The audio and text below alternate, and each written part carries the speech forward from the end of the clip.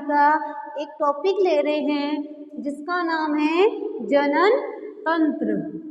यह एक ऐसा तंत्र है जो क्या काम करता है, जनन का कार्य करता है। अगर हमारे शरीर में ये जनन तंत्र नहीं होगा तो हम जो जनन की प्रक्रिया है वो कर नहीं पाएंगे। तो सबसे पहले हमें पता होना चाहिए जनन क्या है, जनन कैसे होता है, जनन कितने प्रकार के होते हैं और बहुत से इसके अंदर पॉइंट आएंगे। हमें पता चलेगा कि जनन के भाग कौन कौन से हैं, जनन करने वाले अंग कौन कौन से होते हैं। तो सबसे पहले हम पढ़ते हैं जनन। तो यह एक ऐसी प्रक्रिया है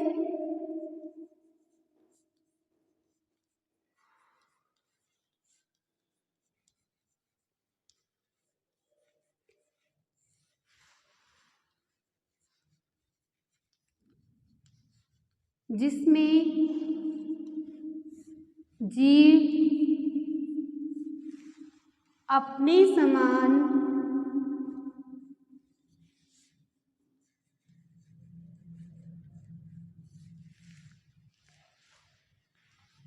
नए जीव को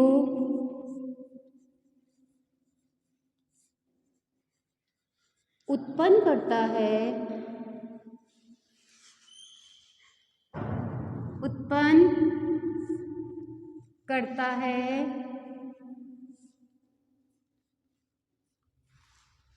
इसे जनन कहते हैं।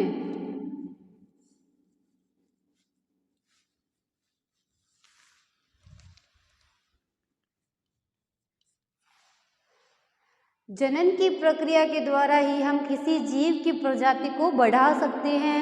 अगर जनन की प्रक्रिया नहीं होगी तो उस जीव की प्रजाति वहीं पे ही रुक जाएगी, यानी आगे नहीं बढ़ पाएगी। तो क्या करते हैं हम जनन के द्वारा? जनन के द्वारा किसी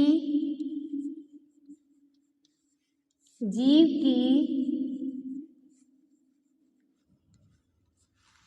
प्रजाति को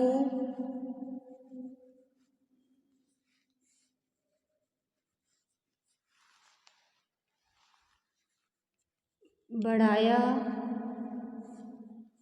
जा सकता है।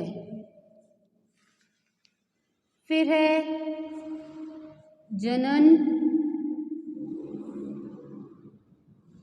सामान्यतः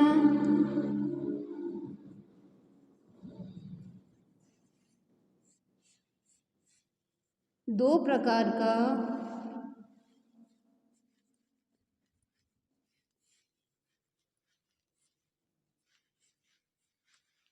होता है। पहला है हमारा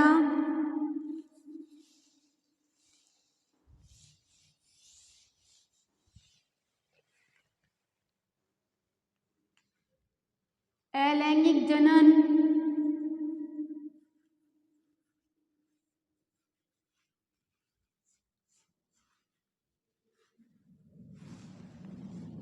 पहला है हमारा अलैंगिक जनन या एसेक्सुअल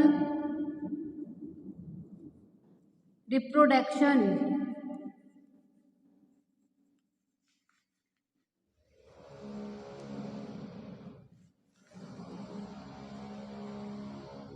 इसके बारे में जानने से पहले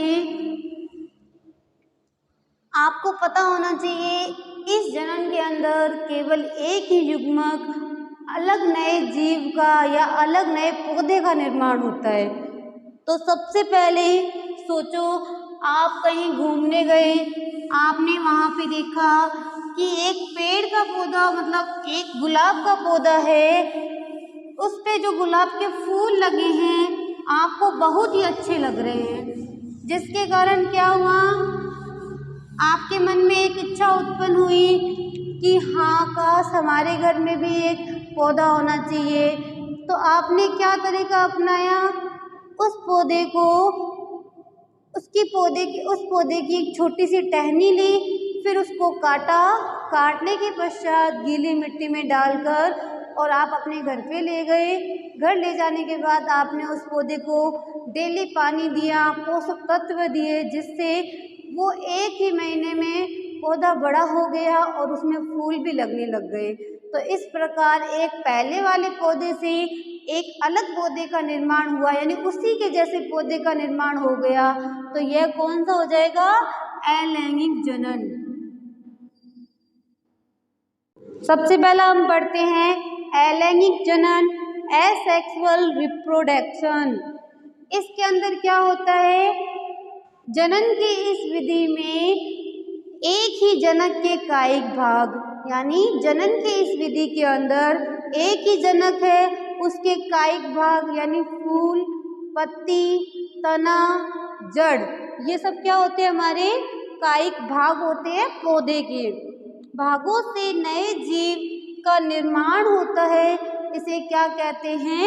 अलैंगिक जनन कहते हैं।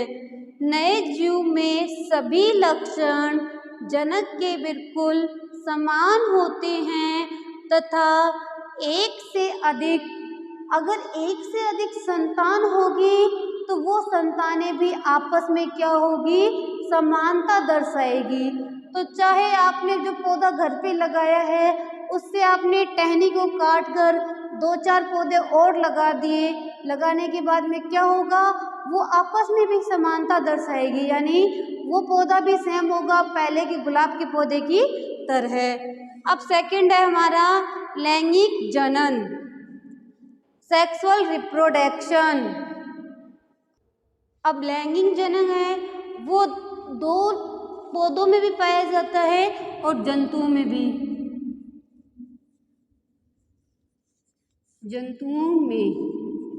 अब देखो, पौधों में पाया जाता है तो नर युग्मक के रूप में परागकण पाए जाते हैं, जबकि मादा युग्मक के रूप में बीजांड पाए जाते हैं। ये दोनों ही युग्मक है ना पुष्प के अंदर पाए जाते हैं। इन दोनों के बीच में जो प्रक्रिया होती है उसको परागण कहते हैं। परागण के बाद में युग्मनज की प्रक्रिया होगी।